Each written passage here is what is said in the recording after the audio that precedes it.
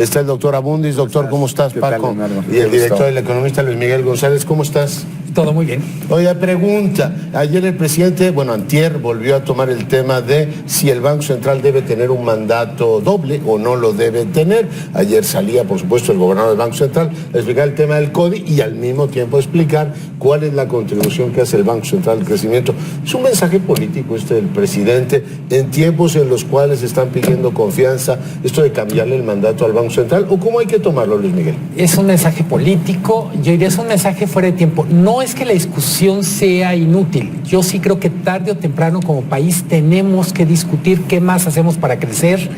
El Banco de México, si vemos los últimos 30 años, los últimos 25 como autónomo, ha sido una historia de éxito en combate a la inflación, pero en ese mismo periodo México es una historia mínimo misteriosa de por qué no crece. Yo lo que creo es que no es el momento por el mensaje que mandaría respecto al respeto a la autonomía. Pero sí tenemos como país que decir qué más le metemos a la cazuela para poder crecer. Pues es una buena pregunta, pero dice, soy muy respetuoso de la autonomía, pero lo vuelvo a plantear. En fin, por cierto, te pregunto, ¿el Banco de México es una institución muy confiable para los mexicanos? Los bancos no, en general. El Banco Central. La gente no los distingue mucho. Ah, mira. A ver, tienes que tomar en cuenta cuál el porcentaje de población bancarizada, que está entre 25 y 30%. El referente de un banco son intereses altos. Entonces el Banco de México no necesariamente, digamos, la gente lo distingue de la idea de un banco o de un financiero. Ahora, estos temas, si bien son me parece muy especializados para la opinión pública en general, yo creo que es interesante esta preocupación por el crecimiento, ¿no? Porque entiendo que normalmente los bancos en Europa, salvo el de Estados Unidos, tienen la misma misión, ¿no? Controlar básicamente la inflación. Entonces, el hecho de que el presidente diga que no estaría mal que le preocupe también el crecimiento, asumo que le está preocupando también a él. Hace unos días decía que no era tan importante el crecimiento. Es bien interesante eso. Él decía, no, vamos dejando de lado la discusión del crecimiento porque lo importante es el desarrollo. Y la realidad lo alcanzó. Creo que uno de los grandísimos temas de este año es el enfriamiento de la economía, los magros o malos números de crecimiento. ¿El IGAI presagia ya pésimo desempeño del economista? La cifra de recaudación de agosto me parece que es una fotografía más brutal que el propio IGAI. Que el IVA se te caiga más de 10% en recaudación es literalmente película de terror. Que habla de la baja de consumo, ¿no?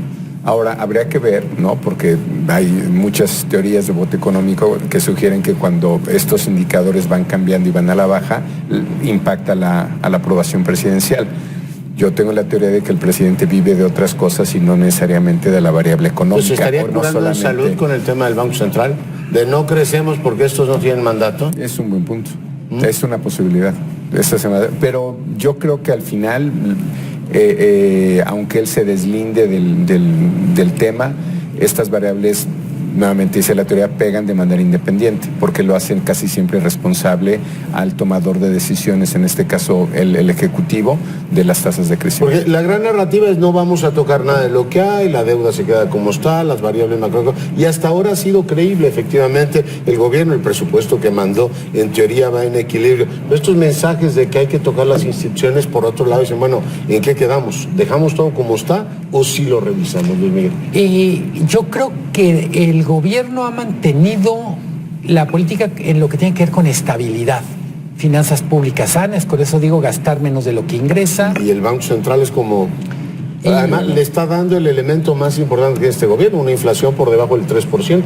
Y de alguna manera hay una especie de continuidad trágica en el sentido de no dar resultados tampoco en crecimiento. Es decir, ¿cuál es el legado de los 36 años del neoliberalismo?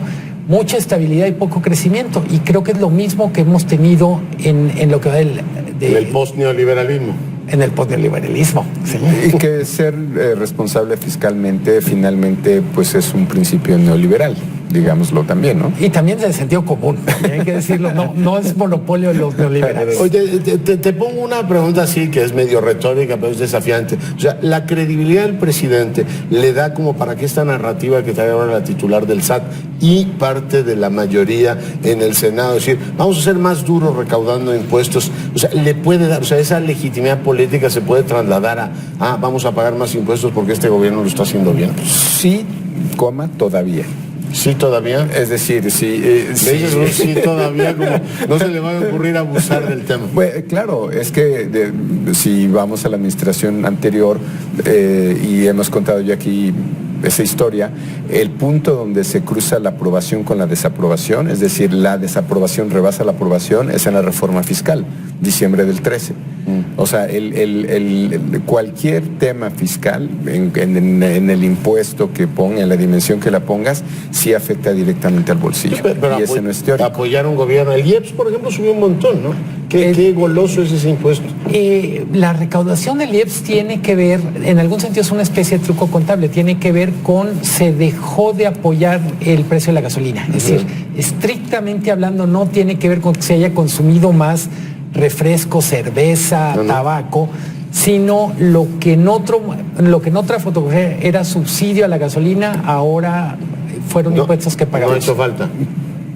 No ha hecho falta. Pero y el tema... Les recuerdo nada más que el IEPS es un impuesto más o menos invisible.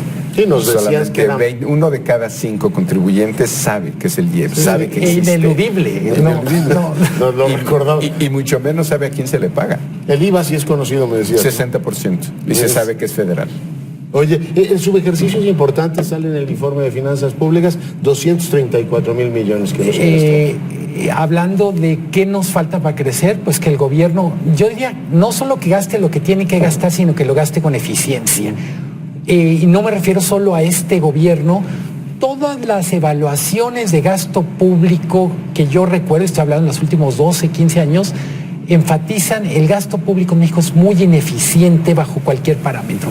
Entonces, esos 233,000 millones que aparecen en el informe de finanzas públicas como subejercicio nos hacen falta para que la economía crezca. ¿Pero ha mejorado el ritmo? Porque en el último informe decían, sí, le vamos a meter velocidad y turbo precisamente para activar la economía. Las cifras de agosto ya deberían reflejar esa voluntad de gastar más rápido, pero también deberían de reflejar el programa de estímulos que anunció Hacienda el 29, a fines de julio del mes pasado. No se notan. Paco. Pues nada, yo creo que este tiempo, es decir, entre que suceden estos eventos económicos y la gente se da cuenta, como el no crecer, siempre hay un espacio de tiempo, ¿no? Un retraso. ¿Las APP son conocidas, las asociaciones público-privadas? No creo. Ni el 3%, no. No, porque ayer decía que las iban a relanzar, ¿no? Como un mecanismo nuevo. Paco, muchas gracias por venir. Al contrario, un gusto. Miguel, director, muchas gracias por venir. Gracias. Pausa, regresamos en un instante.